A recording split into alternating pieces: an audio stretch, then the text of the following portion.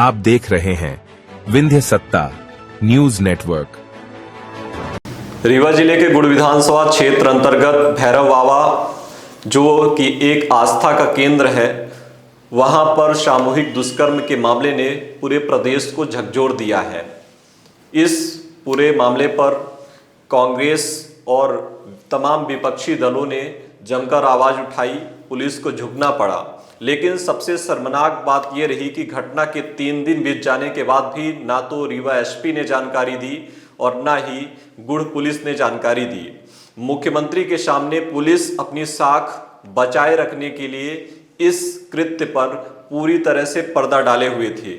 जब कॉन्क्लेव का समापन हुआ, मुख्यमंत्री चले गए, तब अगले दिन रीवा एसपी ने प्रेस कॉन्फ्रेंस के लिए पत्रकारों को आमंत्रित किया और इस घटना के संबंध में जानकारी दी।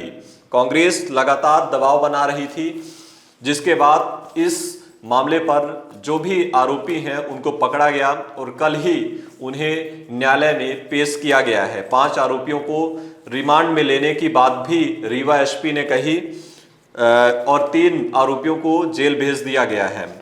इस संबंध में सिमरिया विधायक कांग्रेस नेता अभय मिश्रा ने प्रेस कॉन्फ्रेंस कर ये कहा कि उड़ता पंजाब की तरह अब बेहतर रीवा हो गया है। यहाँ तमाम तरह के कोरेक्स के बड़ी खेप लाई जा रही हैं और पुलिस अधिकारियों की तमाम सेटिंग है। ना तो कार्रवाई होती है माफियाओं के खिलाफ और ना ही उन्हें जेल भेजा जाता है।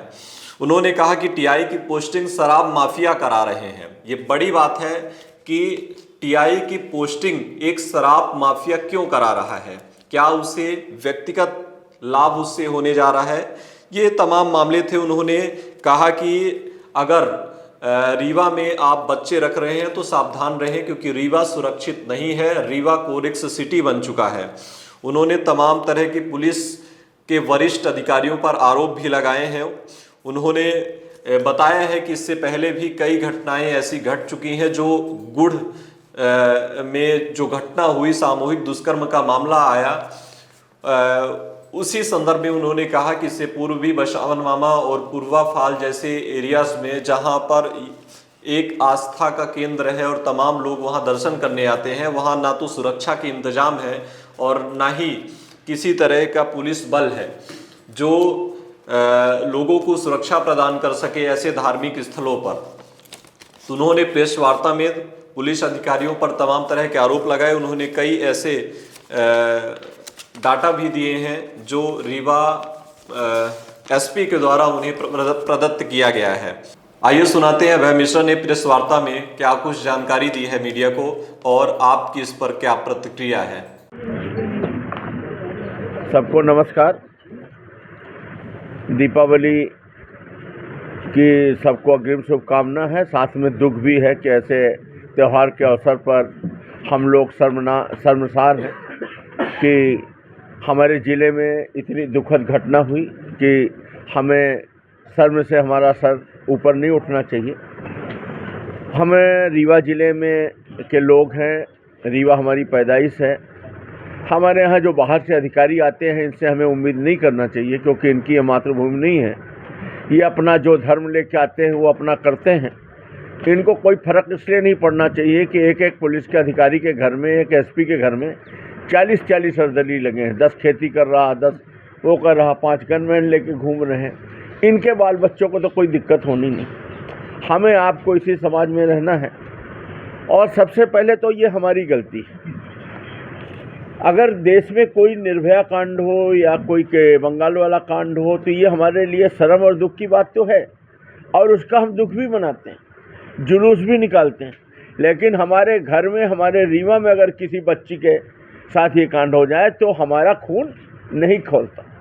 हमारे यहाँ अधिकारी आते हैं बाहर से, पहले ट्रांसफ़र होता है तो ज्वाइन नहीं करना चाहते, माइनिंग में, नान में, वेयर हाउसिंग में। फिर जब यहाँ आ जाते हैं तो जो दोनों हाथ से कमाते हैं तो फिर ये कहीं टिकते नहीं। इनकी आत्मा बार बार यही भटक के लौटती है। क्यों?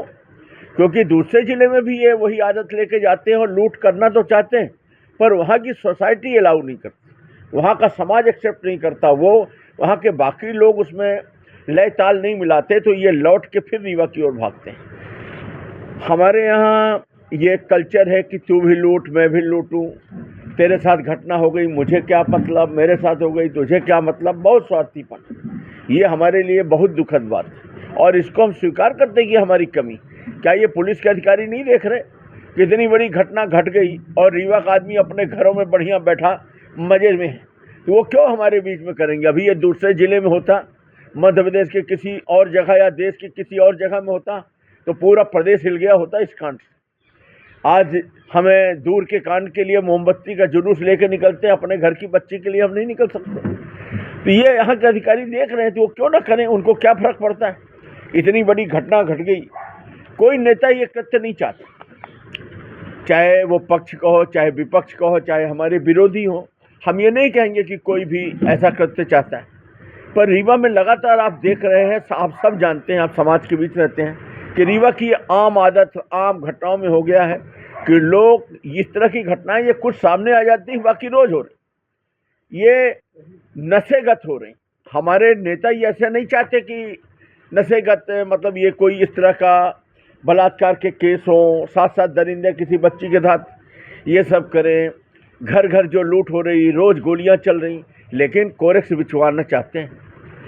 एक तरफ उड़ता पंजाब था तो आज है बहता रीवा। रीवा में कोई रिश्ता करने को तैयार नहीं। हर कोई जानता है कि रीवा मतलब कोरेक्स सिटी, नशे की चपेट में है रीवा। ये आखिर ये हमारे नेता ऐसे अधिकारियों को क्यों संरक्षण दे रहे हैं? ऐसे पैकार करने वालों को, ऐसे पैकारी करने वालों को अपने बगल में बैठाकर क्यों फोटो खिंचवा रहे हैं? क्यों उनके ऊपर हाथ रखे हुए हैं? जो टीआई शराब के कारोबार में, नशे के कारोबार में पार्टनर है, पूंजी लगाए हैं, उनका स्थानांतरण क्यों नहीं हो रहा? ये सब एक ज्वलंत प्रश्न है जो सबके सामने हो रहे हैं और ये जो संरक्षण की राजनीति है, इसी के कारण आज हमारा रीवा जिला कोरेक्स सिटी बन चुका है।